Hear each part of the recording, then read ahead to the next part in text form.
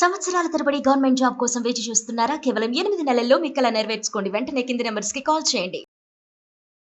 నమస్తే, welcome to Suman TV. నేను కీర్తి. ప్రస్తుతం మనతో పాటు తోడు నీడ ఫౌండర్ రాజేశ్వరి అమ్మగారు ఉన్నారు. వీరితో ఈరోజు కొన్ని విషయాల గురించి మనం డిస్కస్ చేద్దాం. అమ్మ నమస్తే. అమ్మా నమస్తే అమ్మా.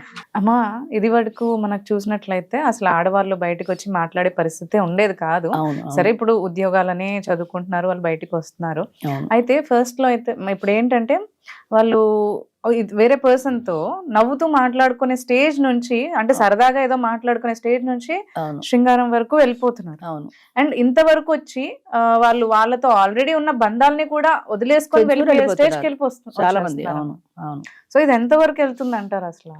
ఇది ఏంటంటే అమ్మ, ప్రతి మనిషికి ఒక కొత్తదనం కావాలి. ఇది వరకు కూడా చెప్పాను. ఇది అది ఒక ఈ హోటల్లో తిన్నాము, వేరే హోటల్లో తిందాము, ఈ సినిమా కాదు ఇంకో సినిమా చూద్దాము, ఈ చీర ఈ కలర్ కట్టాం కదా వేరే కలర్ కొందాము అనే ఈ చిన్న చిన్న విషయాలకి కొత్తతనం ఎలా అనుకుంటున్నామో అది ఫ్యామిలీ దాకా పాకింది. ఎప్పుడు ఈ మొగుడైనా ఎప్పుడు ఈ పెళ్ళామైనా మనకి కొత్త కావాలి. లేదా ఇంకొకటి ఏంటంటే, ఫ్యామిలీ రిలేషన్ ఉన్న తర్వాత కొన్ని బంధాలు అనుబంధాలే కాకుండా కొన్ని మనకి ఎగ్నెస్ట్గా కూడా ఉంటాయి. ఏ చీర కొనుక్కుంటారంటే మొన్నగా కొనుక్కున్నావు ఎందుకు వదిలే అంటాడు వాళ్ళ ఆయన. అది కోపం వస్తుంది. అది ఏ ఫ్రెండ్ తోటో ఏ బాయ్ ఫ్రెండ్ దగ్గర పంచుకుంది అనుకో, లేదా మూడిగా ఉన్నావు ఏంటని అడిగితే అయ్యో మీ ఆయన వద్దన్నాడరా నేను కొనిస్తానులే అంటాడు. అంతే టప్పని పడిపోతుంది. అంతేగాని వాడు అవసరం కోసం వాడు కొని నీతో ఏ అవసరం లేకుండా ఎవడిస్తాడు ఊరికే చెప్పు. ఆ తర్వాత నిన్ను ఏదో ప్రేరణ పెడతాడు, నేను వాడుకుంటాడు. అదెందుకు అర్థం చేసుకోవు? ఆ యాంగిల్లో చూస్తే ఒక్క ఆడది కూడా దగ్గరికి వెళ్ళదమ్మా. ఆ యాంగిల్లో వాళ్ళు చూడటం లేదు. ఒక్కడు ప్రేమగా పలకరిస్తే పడిపోతున్నారు, కానీ వీడు నాతో ఎందుకు ప్రేమగా పలకరిస్తున్నాడు, వాడు నా మనసులో వేరే భావం ఏం లేదంటాడు. అసలు వాడు మనసు అనేది తగలబడితే కదా అనకూడదు. కానీ మనసు అనేది ఉంటే నోటితో వచ్చే మాటకి మనసులో ఉండే మాటకి సంబంధమే లేకుండా వాడు అవసరం తీర్చుకోవడం కోసం గడుపుతాడు. టప్పని పడిపోతావు అంతే. వాడు చీర కొనిచ్చాడు, వాడు హోటల్కి తీసుకెళ్ళాడు, ఈ దిక్కుమాల మొగుడు ఏం తీసుకెళ్ళాడు, వీడేమో జమా ఖర్చులు లెక్కేసుకుంటూ కూర్చుంటాడు. వాడు లావిష్గా ఖర్చు పెడతాడు. ఎందుకని? నిన్ను ట్రాప్లో పడేయాలి కదా. పడేయడం కోసం లావిష్గా ఖర్చు పెడతాడు, నీకు గిఫ్ట్లు ఇస్తాడు. అవన్నీ మనసుకి సంతోషాన్ని కలిగిస్తాయి. అంతేగాని పరపురుషుడు నాకు ఇలా ఇస్తున్నాడు అది తప్పన్న భావన పోయింది మనసులో. నాకు వాడు చక్కగా గిఫ్ట్లు ఇస్తాడు, మా ఆయన తీసుకెళ్ళమంటే తీసుకెళ్ళడు, వాడు హోటల్కి తీసుకెళ్తాడు, వాడు నాకు గిఫ్ట్లు కొంటాడు, నాకు శారీ కొన్నాడు అని అలా ఇచ్చేవాడు పట్ల మనకి తెలియకుండానే ఒక ఆకర్షణకి లోనవుతాం. ఆడదానిలో ఉండే ప్రధానమైన బలహీనత అది. ఎప్పుడైతే నువ్వు ఆకర్షణకి లోనయ్యావో దాన్ని అవకాశంగా తీసుకుని వాడి పబ్బం వాడు గడుపుకుంటాడు, వాడి సరదా వాడు తీర్చుకుంటాడు. నువ్వు కూడా ఈల్డ్ అయిపోతావు కొంతవరకు. వాడి పట్ల నీకు ఒక మక్కువ లేదా ఒక నాకెంతో సహాయం చేశాడన్న ఫీలింగ్, కృతజ్ఞతా భావం ఉంది కాబట్టి నువ్వు కాదు అని అనలేవు. అనకూడదు. కానీ ఒక మోటు సామెత ఉందమ్మా, మొమాట అనిపోతే కడుపు వచ్చిందని సామెత. ఇది చెప్పచ్చో చెప్పకూడదో నాకు తెలియదు. వాడు అడిగాడు ఎలా కాదంటాను అనుకుందిట, అంటే చివరికి మిగిలింది ప్రెగ్నెన్సీ. అంచేత ఎక్కడ ఎంతవరకు మనం ఆగిపోవాలి అన్నది తెలియాలి. ఇప్పుడు ఏంటంటే ఆడమగా చదువుకోవడాలు ఉద్యోగాలు చేయడం వచ్చిన తర్వాత స్త్రీ పురుషులు కలిసి ఇప్పుడు ఒక టీం వర్క్ ఉంటుంది. ఆ టీం వర్క్ లో స్త్రీ పురుషులు కలిసి పనిచేస్తారు. ఆ పని చేసినప్పుడు నీలో టెంప్టేషన్ అనేది ఉండకూడదు. ఆడకైనా మగకైనా కూడా. మగవాళ్ళలో సహజ పుటక లక్షణం అది, వాళ్ళలో సహజంగా టెంప్టేషన్ ఉంటుంది. దానిలో నువ్వు జాగ్రత్త పడాలి. నువ్వు జాగ్రత్త పడి జాగ్రత్తగా ఉండకపోతే అవతల వాడు ఒక లైన్ వేసి చూస్తాడు. నువ్వు పడ్డావంటే ఇంకా 2 అడుగులు ముందు కడతాడు. అంచేత ఫస్ట్ నువ్వు వాడిని కట్ చేసావు అనుకో, అసలు నీతో పరాయి మగాడు మాట్లాడడం అంటేనే భయపడే స్థాయిలో ఉండాలి. అలా లేరు కదా, అలా ఉండరు. స్నేహం అంటారు, ఇద్దరు ఆడాళ్ళ మధ్య స్నేహం పనికిరాదు, ఆడామగ స్నేహమే కావాలా? ఫేస్బుక్ లో చూడు ఎంతమంది మారు పేర్లు పెట్టి పెడతారు, ఎన్ని లైకులు కొడతారు.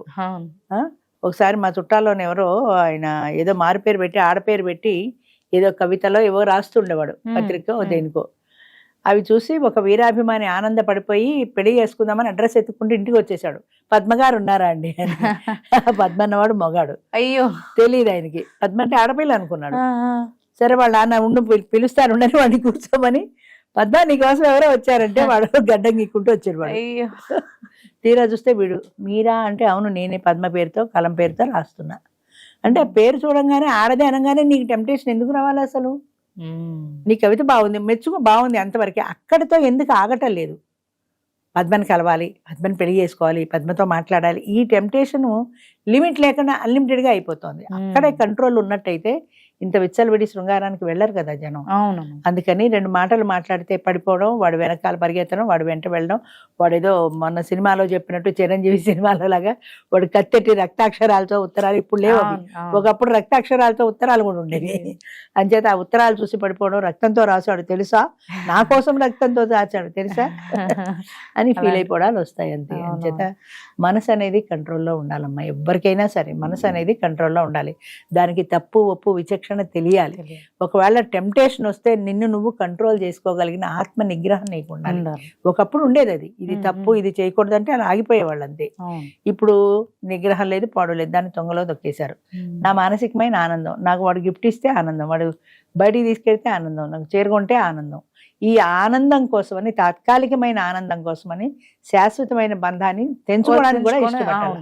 ఇలా పిల్లలు వదిలేసి వెళ్ళిపోతున్నారంటే పిల్లల్ని చంపేసిన వాళ్ళు ఎంతమంది లేరు, చంపేసిన వాళ్ళు కూడా. కన్న కడుపు కూడా వాడు చూశాడు, వాడికి తెలిసిపోయింది, 3 చెప్తాడనే భయంతో కన్న పిల్లల్ని చంపేస్తారు. అది తల్లి అనిపిస్తుంది నిజంగా. మళ్ళీ అడ్డుంటున్నారని ఆ ప్రేమించిన వాడితో కలిసి వీళ్ళని చంపేయటం, అంత ఘోరంగా తయారైపోయారు.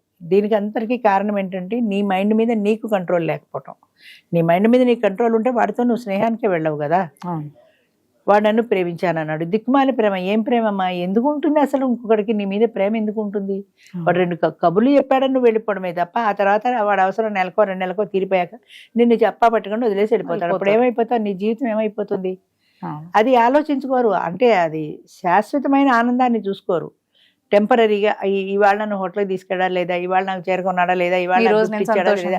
రాత్రి 12 గంటలకి నాకు ఫోన్ చేసి బర్త్డే విషెస్ చెప్పాడు తెలుసా. 12ంటికి ఫోన్ చేశాడు, నిజమే, వాడికి నిద్రట్లేదు, ఫోన్ చేశాడు. నీ పక్కన ఉన్న మొగుడు రోజు చేయడు, వాడు కనీసం విషెస్ కూడా చెప్పడు. కరెక్టే, కానీ అది శాశ్వతమైంది కాదు అని ఎందుకు అర్థం కాదు? చెప్పినా చెప్పకపోయినా 3 అనేవాడు వీడు. రేపు పొద్దున ఏదైనా తేడా వస్తే బరువు బాధ్యతలు వాడు పడతాడు, వీడు పడ్డు కదా.